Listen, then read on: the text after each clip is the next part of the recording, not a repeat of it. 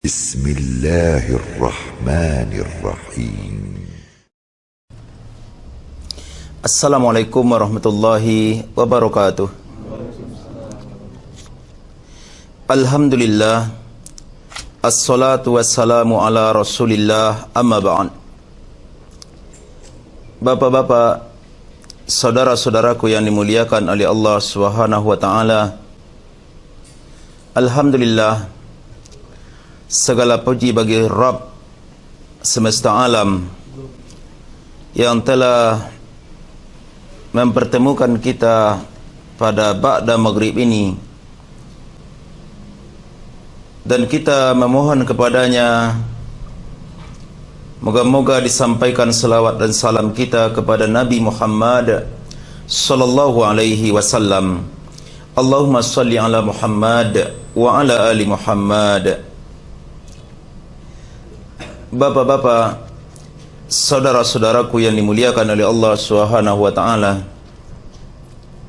kita lanjutkan membaca buku Al-Uthulul Thalatha yang ditulis oleh Asy-Syaikh Muhammad bin Abdul Wahhab At-Tamimi rahimahullahu taala. Yang selanjutnya di dalam buku ini beliau mengatakan, i'lam rahimakallah, ketahuilah semoga Allah merahmati anda, annahu yajibu ala kulli muslimin wal muslimatin, bahwasanya diwajibkan atas setiap muslim laki-laki dan muslim perempuan, muslimah, yaitu ta'allumu hazihi thalathi masail, yaitu untuk mengetahui yaitu tiga hal berikut ini, wal amalu bihinna, sekaligus mengamalkannya. Al-ula, yang pertama, kata Syekh Muhammad bin Abdul Wahhab At-Tamimi, yang pertama yaitu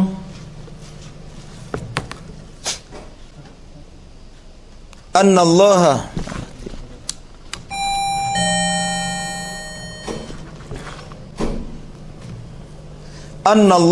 khalaqana wa razaqana, bahwasanya Allah telah menciptakan kita, wa razaqana, dan telah memberi rezeki kepada kita, walam yatsrukna hamalan, dan Allah Ta'ala tidak membiarkan kita terlantar begitu saja. Bal arsala ilaina rasulan, tetapi dia mengutus kepada kita seorang rasul. Faman ata'ahu, yaitu barang siapa yang mentaatinya, yaitu mentaati rasul itu, dakhalal jannah. Wa man asahu dakhalan nar, dan siapa yang mendurhakai rasul tersebut, dakhalan nar, maka dia akan masuk neraka Allah Subhanahu wa taala. Jadi Allah katakan dalam Al-Quranul Karim, itu dalam banyak ayat, dia mengatakan bahwasanya dialah yang telah memberi rezeki kepada hamba-hambanya. Dia telah memberi rezeki, dia yang menciptakan kita, dan dia telah memberi rezeki kepada kita. Dan Allah tidak melantarkan kita, tidak membiarkan kita begitu saja terlantar, tidak. Bahkan dia, Allah Ta'ala, mengutus kepada kita seorang rasul, yaitu untuk membimbing kita dalam kehidupan dunia ini, supaya kita selamat, yaitu sampai menuju kepada kehidupan akhirat yang kekal abadi. Yaitu siapa yang mentaati Rasul itu, dia akan masuk surga. Yaitu sebagaimana dalam hadis yang sahih yang dikatakan oleh Nabi SAW, Dalam hadis yang diriwayatkan oleh Imam Al-Bukhari, kullu ummati yadkhulunal jannah, kata Nabi, seluruh umatku pasti masuk surga. Pasti umat Nabi akan masuk surga. Illa man aba, kecuali yang enggan. Lalu ditanya oleh para sahabat, man ya'ba ya Rasulullah? Siapa yang enggan masuk surga wahai Rasulullah? Lalu kata Nabi, wa man ata'ani dakhalal jannah. Siapa yang mentaatiku, dia akan masuk surga. Wa man asani faqad aba. Siapa yang tidak mau mentaatiku, maka dialah yang enggan untuk masuk surga. Jadi kita dituntut oleh Allah Ta'ala, yaitu untuk mentaati Nabi SAW. Untuk mentaati Nabi SAW. Sebagaimana Allah SWT firmankan dalam Al-Quranul Karim, dalam surah Ali Imran, yaitu ayat yang ke-31. Apa kata Allah katakan? In kuntum tuhibbunallah, kul in kuntum tuhibbunallah fattabi'uni. Katakanlah, ya Muhammad, jika kalian mencintai Allah, fattabi'uni, maka ikutilah aku. Siapa aku di situ? Yaitu Rasulullah sallallahu alaihi wasallam. Kalau kalian mengikuti aku, yaitu Rasulullah, yuhibbukumullah, Allah cinta kepada kalian. Wa yaghfir lakum dzunubakum, dan Allah akan mengampuni dosa-dosa kalian. Nah, inilah manfaat dari mentaati Nabi sallallahu alaihi wasallam. Yang pertama, Allah mencintai kita.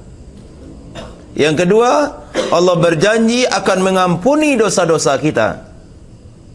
Sedangkan tidak akan mungkin seseorang masuk surga Allah sebelum dosa-dosanya diampuni oleh Allah Ta'ala.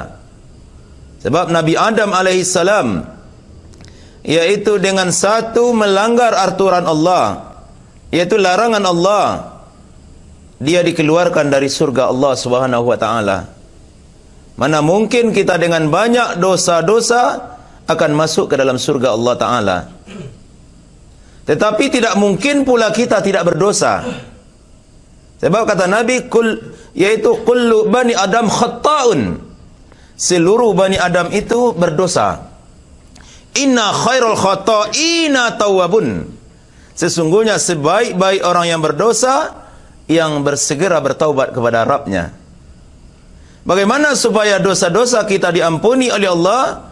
Maka dengan mengikuti Nabi SAW. Allah yang mengatakan, Qul in kuntum tuhibbunallah fattabi'uni. Katakanlah ya Muhammad, jika kalian mencintai Allah, maka ikutilah aku. Yaitu kalau kalian ikuti aku, yuhibbukumullah, Allah cinta kepada kalian, wa yaghfir lakum dzunubakum, dan Allah ampuni dosa-dosa kalian. Nah, jadi manfaat dari mengikuti Rasul, Allah cintai kita dan Allah ampuni segala dosa-dosa kita. Kembali kita kepada buku yang kita baca tadi. Jadi Allah Ta'ala yaitu tidak membiarkan kita terlantar dalam kehidupan ini, tetapi Dia mengutus kepada kita seorang Rasul. Siapa yang mentaati Rasul itu, dia akan masuk surga. Siapa yang bermaksiat kepada Rasul itu, dia akan masuk neraka. Sekarang kita sudah tahu, yaitu kita mengikuti Rasulullah SAW, yaitu jalan supaya kita dimasukkan oleh Allah ke dalam surganya. Tetapi maukah kita mentaati Rasul tersebut? Yaitu apa-apa yang diperintahkan oleh Rasul, apakah betul kita mengikutinya? Sebab yaitu Allah katakan, yaitu siapa yang man atakumur rasul fakhuzuhu, apa yang datang dari Rasul itu maka ambillah. Wa ma nahakum anhu fantahu, apa yang dilarang oleh Rasul itu maka tinggalkanlah. Nah ini, itu mengucapkannya sangat mudah, tetapi untuk mengamalkannya itu sangatlah berat kecuali betul-betul bagi orang-orang yang betul-betul taat kepada Allah. Barulah dia akan bisa mentaati Rasul sallallahu alaihi wasallam. Orang-orang yang jujur keimanannya, dia akan mengikuti Rasul sallallahu alaihi wasallam. Sebab amal ibadah yang tidak sesuai dengan tuntunan Allah dan Rasulnya, makanya amal ibadah itu ditolak oleh Allah SWT. Sebab Rasul diutus oleh Allah, yaitu untuk membimbing umatnya bagaimana cara mengibadahi Allah. Tidak satu pun yang disampaikan oleh Allah kecuali Rasul telah menyampaikannya. Tidak satu pun yang dilarang oleh Allah kecuali Rasul telah melarangnya. Apa yang bermanfaat untuk hamba-hamba Allah, maka Allah telah menyampaikan kepada Rasul dan Rasul telah mencontohkannya. Bapak-bapak, saudara-saudaraku yang dimuliakan oleh Allah Subhanahu wa taala.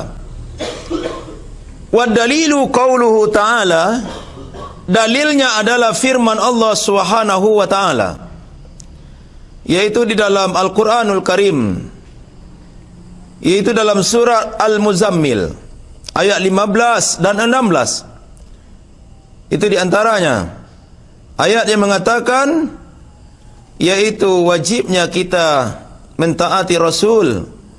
Inna arsalna ilaikum rasulan, sungguhnya kami telah mengutus kepada kalian, wahai orang-orang kafir Makkah, rasulan, itu seorang rasul, syahidan alaikum, yang menjadi saksi atas kalian. Jadi rasul itu yaitu untuk menjadi saksi nanti di hadapan Allah Subhanahu wa taala. Dia telah menyampaikan risalah Allah taala. Kama arsalna ila fir'auna rasulan, sebagaimana kami telah mengutus kepada Fir'aun, yaitu seorang rasul, yaitu Nabi Musa alaihi salam.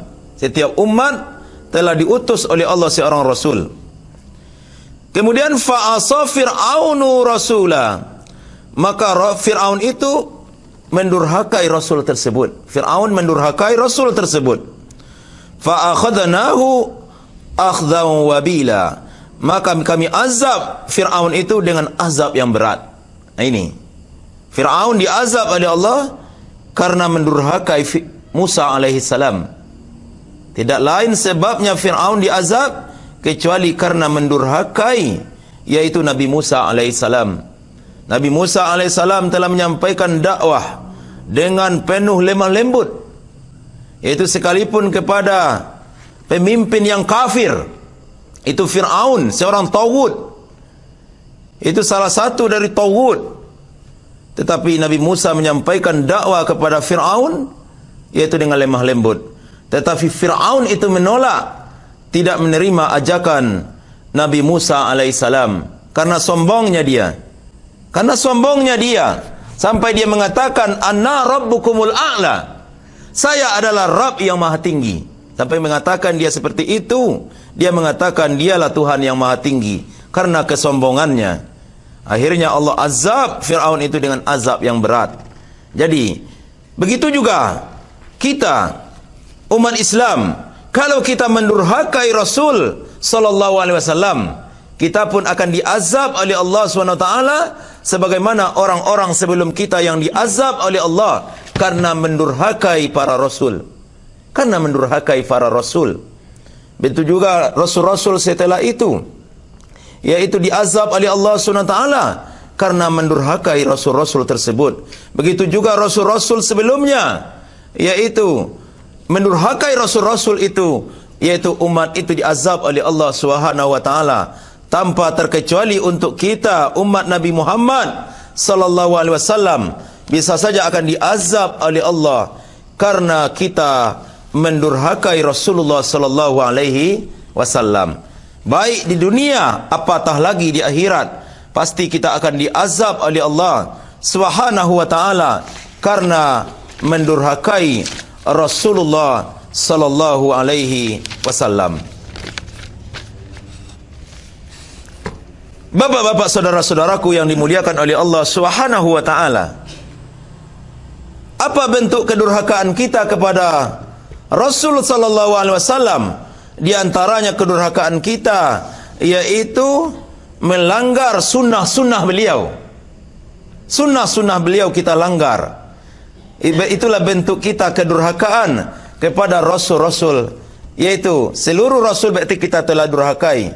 Yaitu satu Rasul kita durhakai, berarti kita telah mendustakan semua Rasul. Semua Rasul kita telah dustakan. Bapak saudara-saudaraku yang dimuliakan oleh Allah SWT. Yang kedua, dalam kitab Al-Uthulul Thalatha, yaitu Ats-Tsaniyah, yang kedua, Annallaha la yarda, bahwasanya Allah tidaklah redha, tidaklah senang, yaitu ayyusraka ma'ahu ahadun fi ibadatihi, yaitu bahwasanya dia diserikatkan dengan seorang pun dalam beribadah kepadanya. Allah tidak redha. Ketika kita telah berbuat syirik kepada Allah, maka Allah tidak akan redha kepada kita dengan perbuatan syirik tersebut. Lama lakum muqarrabun, baik itu dengan malaikat yang didekatkan kepadanya. Dengan malaikat saja Allah tidak redha untuk disekutukan, apalagi dengan yang di bawah itu. Wala nabiyyun mursalun, dan Allah pun tidak redha dia disekutukan dengan nabi yang diutus, dengan rasul yang diutus. Yaitu Allah tidak redha, yaitu untuk disekutukan, yaitu dengan selain Allah Subhanahu wa taala. Apa dalilnya? Dalilnya adalah di dalam surah, yaitu Al-Jin, itu surat, itu ayat yang ke-18. Apa kata Allah Subhanahu wa taala? Wa annal masajida lillahi fala tad'u ma'allahi ahada. Dan bahwasanya masjid-masjid itu adalah milik Allah, maka janganlah kalian yaitu berdoa atau beribadah yaitu kepada Allah, yaitu di samping itu kalian beribadah kepada selain Allah Subhanahu wa taala. Ini dalilnya bahwasanya Allah tidaklah redha untuk disekutukan dengan seorang pun apapun juga. Inilah perbuatan orang-orang jahiliyah. Dahulunya mereka di samping menentang ajaran Rasul, mereka adalah orang-orang yang mempersekutukan Allah Subhanahu wa taala. Itu disebutkan, yaitu di dalam buku Syekh Muhammad bin Abdul Wahab At-Tamimi, yaitu yang berjudul Masailul Jahiliyah, yaitu perilaku-perilaku orang-orang jahiliyah. Di antaranya yaitu orang-orang jahiliyah, yaitu annahum yata'abbaduna bi israkis solihin fi du'aillahi wa ibadati. Bahwasanya orang-orang jahiliyah dahulunya yaitu beribadah dengan berbuat syirik kepada Allah, yaitu mempersekutukan Allah, yaitu dengan orang-orang soleh dalam berdoa dan dalam beribadah kepada Allah Subhanahu wa taala. Yaitu yuriduna syafa'atahum, yaitu mereka menginginkan syafaat, yaitu dari sesembahan mereka itu di sisi Allah Subhanahu wa taala. Yaitu lizannihim, yaitu mereka menyangka annallaha yuhibbu dzalik, yaitu mereka menyangka bahwasanya Allah mencintai perbuatan mereka itu. Wa anna salihina yuhibbuna, dan mereka pun menyangka orang-orang soleh mencintai perbuatannya tersebut. Yaitu kata Syekh Muhammad bin Wahab dalam kitab itu, kama qala ta'ala, sebagaimana Allah SWT berfirman dalam surah Yunus ayat ke-18, wa ya'buduna min dunillah, yaitu mereka beribadah kepada selain Allah, ma la yadurruhum, apa yang tidak bisa memberi mudarat kepada mereka, wala yanfa'uhum, dan tidak bisa memberi manfaat kepada mereka, wa yaqulun, dan mereka berkata, haula'i syufa'auna indallah, yaitu mereka itu, artinya patung-patung mereka itu, mereka katakan pemberi syafaat kepada kami di sisi Allah Subhanahu wa taala. Inilah perbuatan orang-orang jahiliyah. Kemudian orang-orang jahiliyah Allah sebutkan dalam surah Az-Zumar ayat ketiga, wallazina takhazu min dunihi, dan orang-orang yang mengambil selain daripada Allah auliya untuk pelindung-pelindung mereka. Mereka berkata, ma na'buduhum, kami tidak beribadah kepada mereka, tidak, illa liyuqarribuna ilallahi zulfa, yaitu berhala-berhala itu untuk mendekatkan diri kami kepada Allah sedekat-dekatnya. Bapak-bapak, saudara-saudaraku yang dimuliakan oleh Allah Subhanahu wa taala, kita kembali kepada kitab Al-Uthulul Thalathah, yaitu kata Syekh Muhammad bin Abdul Wahab di yang kedua ini, yaitu bahwasanya Allah tidak redha untuk disekutukan dengan seorang, yaitu dengan siapapun juga. Allah tidak redha. Inilah dosa yang paling besar. Yaitu yang pertama, dosa yang paling besar adalah perbuatan syirik ini. Perbuatan syirik adalah menantang dakwah seluruh Rasul. Seluruh Rasul mendakwakan ini, yaitu melarang umatnya untuk mempersekutukan Allah. Berarti ketika orang berbuat syirik kepada Allah, dia telah menyekutukan Allah dan dia telah menantang dakwah para Rasul. Nah, ini durhaka yang paling pertama dilakukan oleh umat manusia di alam ini adalah perbuatan syirik kepada Allah Subhanahu wa taala. Karena itulah Nabi Nuh diutus oleh Allah untuk melarang umatnya berbuat syirik. Karena itu jugalah Nabi Hud diutus oleh Allah untuk melarang umatnya berbuat syirik. Seluruh para rasul sampai kepada Nabi Muhammad SAW, yaitu diutus oleh Allah, yaitu untuk melarang umatnya berbuat syirik. Ketika kita berbuat syirik kepada Allah, berarti kita telah menentang yaitu ajaran para rasul. Bapak-bapak, saudara-saudaraku yang dimuliakan oleh Allah Subhanahu wa taala, inilah, yaitu perbuatan syirik adalah dosa yang paling besar, sangat besar. Tidak ada dosa yang lebih besar daripada dosa syirik kepada Allah Subhanahu wa taala. Cuman yang samar bagi sebahagian orang, yaitu apa itu syirik. Itu yang samar. Orang tahu syirik itu dosa gadang. Bahkan di ranah Minang dari dulu pun tahu orang. Dosa paling gadang syirik katanya, tahunya itu. Tetapi apa yang dosa yang paling banyak di ranah Minang? Syirik pula. Ini tahu dosa yang paling gadang adalah syirik. Tapi dosa yang paling banyak dilakukan oleh orang syirik pula. Berarti seakan-akan dia tidak tahu apa itu syirik. Apa itu syirik? Ini, yaitu menyekutukan Allah dalam beribadah kepada selain Allah. Menyekutukan Allah dalam beribadah, yaitu dengan selain Allah. Menyekutukan Allah dalam beribadah dengan selain Allah, yaitu syarikah. Syarokah artinya bersilang. Sebagaimana kata Nabi SAW, yaitu al-jannatu aqrabu, yaitu ila ahadikum, yaitu surga itu lebih dekat kepada salah seorang di antara kalian, yaitu min syirakil na'li, yaitu dari tali sandal kalian. Kenapa tali sandal dikatakan syaraki? Karena dia bersilang. Tali sandal dinamakan syiraki karena dia bersilang. Al-jannatu aqrabu ila ahadikum min syirakil na'li, kata Nabi, yaitu surga lebih dekat kepada salah seorang di antara kalian daripada tali sandal kalian. Dibahasakan tali sandal dengan syiraki karena bersilang.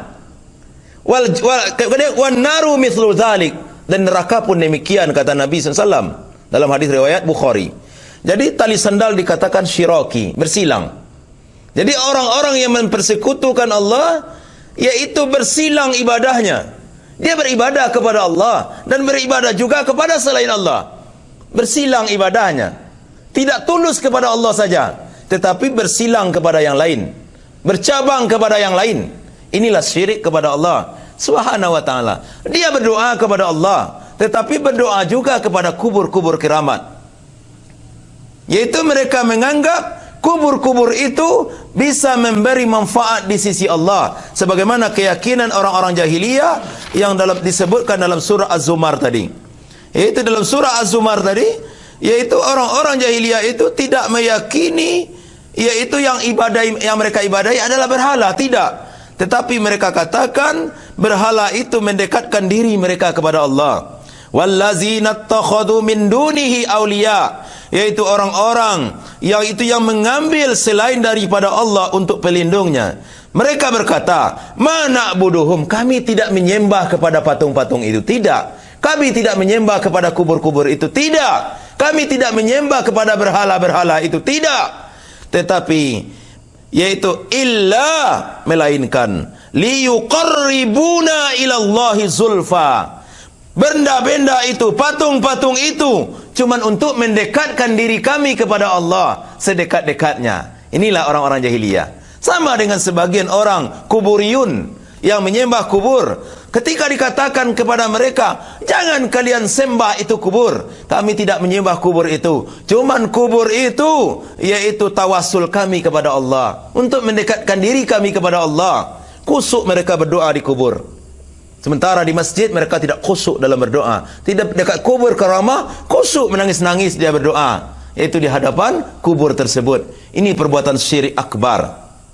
Itu syirik besar yang banyak dilakukan kaum muslimin, yaitu secara umum, yaitu di Indonesia dan juga tidak terkecuali, yaitu juga di ranah Minang, negeri kita ini.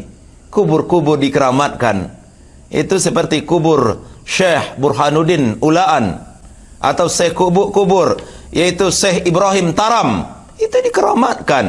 Mereka menganggap kubur itu karamah, pada tak satu pun kubur yang karamah itu di atas bumi ini. Tidak.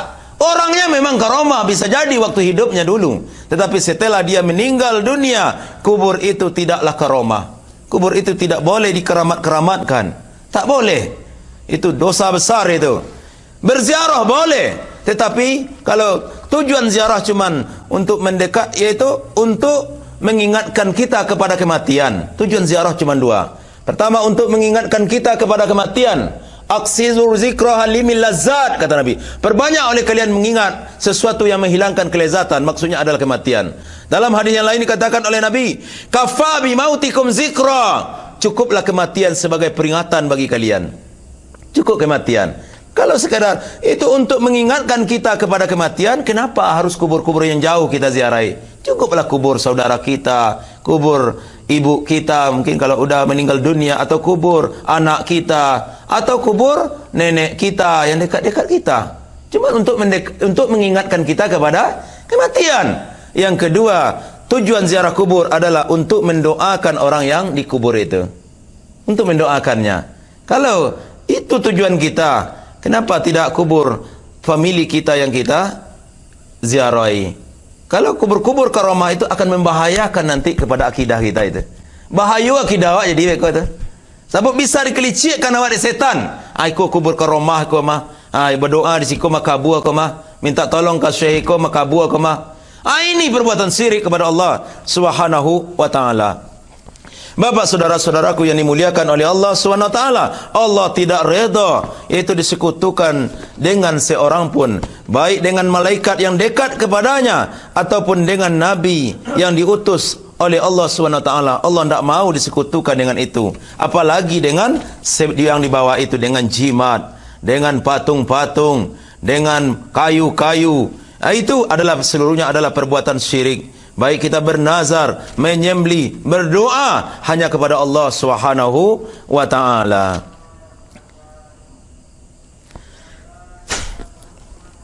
Kemudian selanjutnya,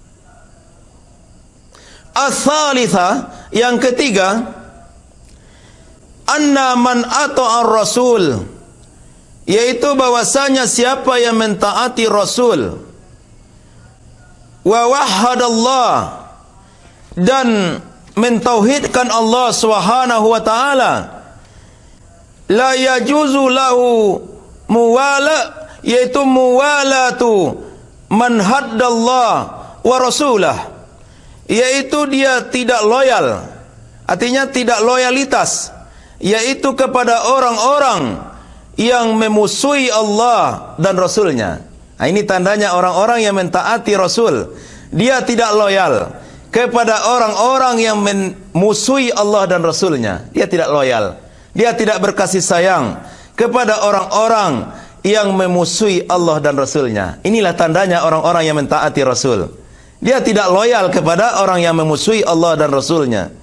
Itu dalilnya adalah firman Allah SWT, la tajidu qauman yu'minuna billahi wal yaumil akhir, yaitu tidak akan kamu dapatkan suatu kaum yang beriman kepada Allah dan hari akhir, yaitu yuwadduna man haddallah, yaitu untuk berkasih sayang, yaitu kepada orang yang menentang Allah wa rasulah dan rasulnya. Dia tidak akan berkasih sayang dengan mereka. Walau kanu aba'uhum, walaupun mereka itu adalah bapak mereka yang menentang Allah dan Rasul, mereka tidak akan berkasih sayang walaupun dengan bapak mereka. Au abna'u ahum, atau anak-anak mereka. Itu seperti Ibnu Umar radhiyallahu an, yaitu ketika ada anaknya yang bernama Bilal, yaitu ketika disampaikan, yaitu kepada anaknya, yaitu wahai anakku, yaitu Rasul sallallahu alaihi wasallam pernah mengatakan, kalau seandainya istri-istri kalian ingin ke masjid untuk solat, jangan kalian larang. Ini kata Ibnu Umar. Kata anaknya, kata Bilal, saya akan melarang istri saya untuk ke masjid. Apa kata ayahnya? Kalau begitu, saya tidak akan tegur sapa lagi dengan kamu, wahai nak. Saya telah katakan, yaitu Rasul, kalau seandainya istri kalian ingin ke masjid, jangan kalian larang, itu kata Rasul. Sementara engkau katakan, saya akan tetap larang istri saya ke masjid. Maka marahlah ayahnya kepada anaknya. Jadi, begitulah para salafus soleh. Yaitu ketika ada orang yang menantang Rasul, menghina sunnah Rasul, maka dia marah. Dia sangat marah sekali. Inilah tanda orang-orang yang mencintai Rasul, walaupun bapak-bapak mereka, ataupun ikhwanahum, saudara-saudara mereka, au asyiratahum, ataupun keluarga mereka. Ulaika kataba fi qulubihim, yaitu mereka itulah yang telah Allah tanamkan dalam hati mereka imana, keimanan yang kokoh. Ini kata Allah SWT, yaitu Allah SWT telah sebutkan seperti itu. Tidak akan engkau dapatkan suatu kaum, yaitu yang beriman kepada Allah dan hari akhir, saling berkasih sayang kepada orang-orang yang menentang Allah dan menentang Rasul. Inilah tandanya orang-orang yang mencintai Rasul sallallahu alaihi wasallam. Bapak-bapak, saudara-saudaraku yang dimuliakan oleh Allah SWT. Oleh sebab itu, marilah kita belajar apa itu sunnah-sunnah Rasul yang wajib kita amalkan, dan apa itu larangan-larangan Rasul yang wajib kita tinggalkan. Sebab kita akan dicintai oleh Allah apabila kita mencintai Rasul. Kita akan diampuni dosa kita oleh Allah apabila kita mentaati Rasul sallallahu alaihi wasallam. Jangan kita takut-takut mengamalkan sunnah Rasul sallallahu alaihi wasallam. Ada seorang sahabat, yaitu yang para tabi'in bertemu dengan sahabat yang terakhir ini. Saya lupa namanya sahabat itu. Apa kata para tabi'in? Beruntungnya engkau, wahai sahabat Rasulullah, engkau bertemu dengan Rasulullah sallallahu alaihi wasallam. Kami tidak. Apa kata para sahabat yang satu ini? Beruntunglah kalian masih tetap dalam keimanan kalian. Betapa banyak orang yang berjumpa dengan Rasul, tetapi karena berjumpa dengan Rasul, mereka dijungkirkan ke dalam neraka Jahannam. Seperti Abu Lahab, seperti Abu Jahal. Mereka pun berjumpa dengan Rasul, tetapi mereka, karena itu mereka dijungkirkan ke dalam neraka karena tidak mengikuti sunnah Rasul sallallahu alaihi wasallam. Bagi kita yang berat mengamalkan sunnah Rasul di akhir zaman ini, andaikan kita seandainya lahir di zaman Rasul, bisa saja kita menjadi orang yang menantang Rasul. Sekarang saja tidak berat tantangannya untuk mengamalkan sunnah Rasul. Kita tidak akan dibunuh dengan berjenggot. Tak ada orang akan bunuh kita dengan berjenggot kita. Paling kita orang cuman menghina. Menghina itu biasa itu. Biasa itu, tidak berat itu. Kadang-kadang orang pun menghina, tidak sanggup di depan kita. Paling di belakang-belakang. Panjang janggut ilai. Itu aja tu no. Anda kan taluk ke muka-muka awak ngecik tu no. Itu saja nak taluk dia awak mengamalkan. Andaikan seperti perkataan sahabat tadi, andaikan kalian lahir di zaman Rasul, belum tentu kalian akan beriman kepada Rasul. Bisa jadi kita pro kepada orang-orang munafik di waktu itu, atau cenderung kepada orang-orang kafir di waktu itu. Sebab di zaman itu berat mengamalkan sunnah Rasul sallallahu alaihi wasallam. Tantangannya nyawa, taruhannya. Sekarang tidak. Sekarang saja kita tidak berat mengamalkan sunnah Rasul, apalagi seandainya kita lahir di zaman Rasul sallallahu alaihi wasallam. Jenggot saja kita tidak sanggup mengamalkannya. Padahal itu ringan.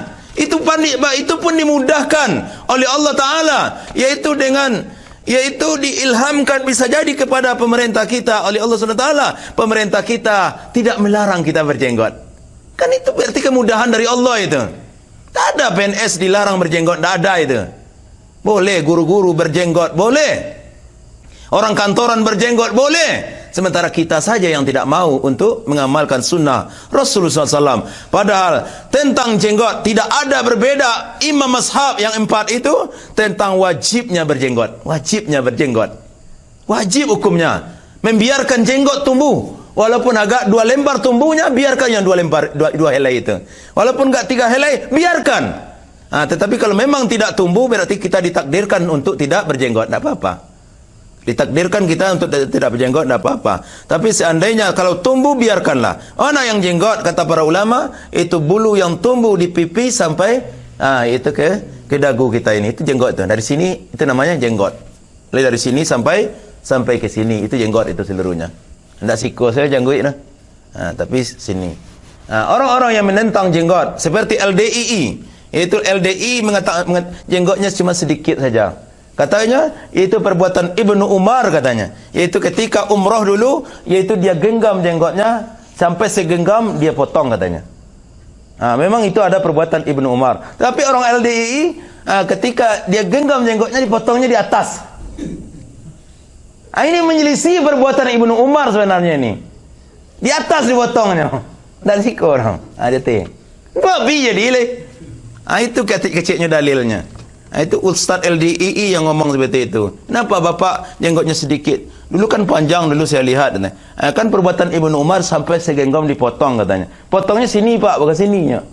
Hanya potong dia teh. Abi jenggotnya. Ini orang yang menyelisih sunnah Rasul sallallahu alaihi wasallam. Begitu juga sunnah-sunnah yang lain. Seperti bentuk larangan Rasul SAW, itu tentang masalah isbal. Masalah isbal ini bukan masalah sepele. Bahkan Imam Az-Zahabi mengatakan dalam kitab beliau Al-Kabair, yaitu salah satu dosa besar itu adalah musbil. Itu orang yang melakukan isbal, yaitu celananya atau jubahnya atau sarungnya, yaitu menjulur ke bawah mata kakinya.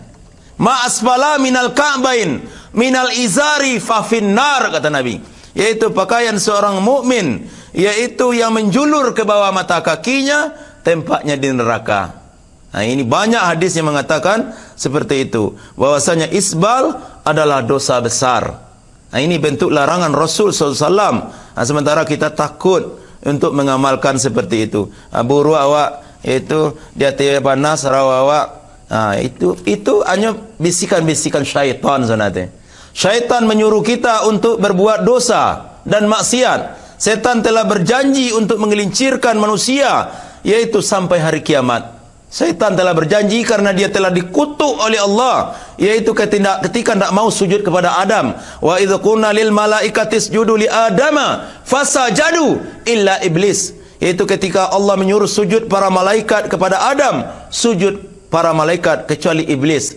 Aba wastakbara wa kana minal kafirin. Ia enggan dan takabur, jadilah dia termasuk orang-orang kafir.